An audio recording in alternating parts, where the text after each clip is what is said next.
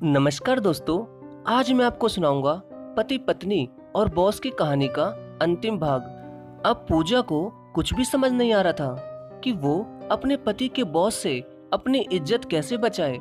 वह पूजा का पति आंखों में आंसू लिए बड़ी ही तेजी से अपनी पत्नी को बचाने के लिए घर पहुंचने वाला था, लेकिन उसका बॉस भी पूजा की इज्जत लूटने के लिए पागल सा हुआ जा रहा था। और जब पूजा उसके पास से इधर उधर भाग रही थी तो मदन के बॉस ने पूजा के गाल पर बहुत तेज थप्पड़ भी मार दिया, जिसकी वजह से पूजा के होठों से खून भी निकलने लगा।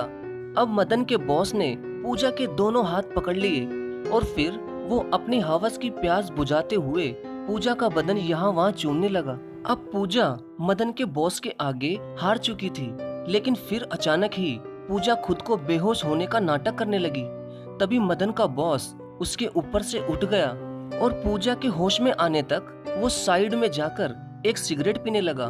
और फिर पूजा ने जल्दी से उठकर अपनी एक पास की सहेली को फोन मिला दिया, लेकिन मदन के बॉस ने उसे फोन मिलाते हुए देख लिया, मगर पूजा ने अपनी सहेली को फोन मिलाकर फोन साइड में रख दिया। अब जैसे ही मदन का बॉस उस फोन की तरफ जल्दी से लपकता है, वैसे ही पूजा उसके आगे खड़ी हो जाती है। तभी बॉस पूजा का गला पकड़कर गुस्से गुस्से में उसको खूब मारता हुआ उससे ये पूछता है कि बताओ तुमने किसको फोन किया है। तो पूजा रोती हुई फोन की तरफ मुंह करके ये कहती है कि मैंने अपनी एक सहेली को फोन किया है और अब वो सब समझ गई होगी कि मेरी जान खतरे में है और अब पुलिस यहाँ पर आती होगी।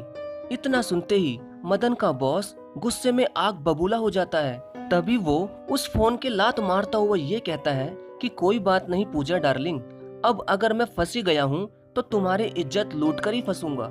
इतना कहकर मदन के बॉस ने पूजा के कपड़े फाड़ना शुरू कर दिए। अब पूजा उसके आगे हार चुकी थी। तभी मदन का बॉस पूजा की इज्जत लूटने ही वाला था कि अचानक पूजा का पति मदन खिड़की तोड़कर अंदर आ गया। अंदर आते ही उसने अपने बॉस को कुत्ते की तरह मारना शुरू कर दिया और फिर जल्दी से अपनी पत्नी को संभाला। अब मदन खूब रोता हुआ अपनी पत्नी पूजा से माफी मांग रहा था और उससे ये भी कह रहा था कि ये सब मेरी ही वजह से हुआ है, पूजा मुझे माफ कर दो प्लीज। तभी अचानक घर का दरवाजा जोर जोर से बजता है। तो मदन जैसे ही दरवाजा खोलता है तो बाहर पुलिस और पूजा की सहेली खड़ी हुई थी। तभी पूजा की सहेली पुलिस को जल्दी से अंदर लेकर जाती है। अंदर पूजा पलंग पर घायल पड़ी थी और मदन का बॉस नीचे जमीन पर बेहोश पड़ा था। तभी थोड़ी देर में पूजा ने पुलिस को मदन के बॉस के बारे में सब कुछ बता दिया, लेकिन बाद में पूजा ने पुलिस को ये कहा कि मेरे इस हाल की सबसे बड़ी वजह मेरा पति मदन है। इन्होंने मेरी इज्जत अपने बॉस को 10 लाख रुपयों में बेच दी थी।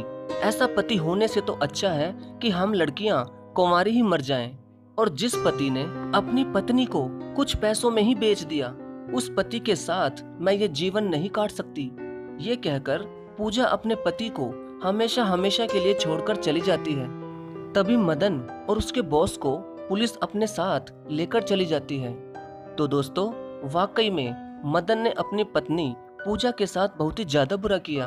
और वैसे भी कोई भी पति अगर अपनी पत्नी को किसी और मर्द के साथ बेच दे तो एक पत्नी को कैसा लगेगा, इसका आप सभी लोग अंदाजा लगा सकते हैं। तो दोस्तों, यही थी कहानी पति पत्नी और बॉस की।